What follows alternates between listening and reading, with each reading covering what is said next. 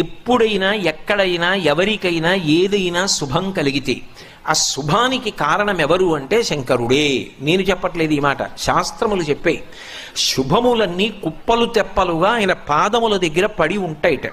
ఆయన అనుగ్రహించాడు అనుకోండి, ఓసారి ఇలా అంటాడు అంటే అది ఎగిరి వెళ్ళి ఇంటికి తోరణంగా పట్టుకుంటాడు. అందుకే ఒక గడుసు కవి ఒక మాట అన్నాడు, నేను ఓ పువ్వు పట్టుకొచ్చి మీ పాదాల మీద వేశాను అనుకోండి, నేను వేసినది ఏది పువ్వు, మీ పాదముల మీద ఉన్నది ఏది పువ్వు.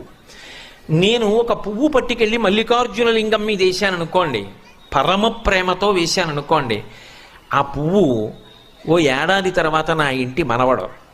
నేను ప్రేమతో వేసిన పువ్వు 2 ఏళ్ల తర్వాత నా ఇంట్లో మనవరాలు. నేను ప్రేమతో వేసిన పువ్వు నేను కట్టుకునే ఒక ఇల్లు. నేను వేసిన పువ్వు నాలో కలిగేటటువంటి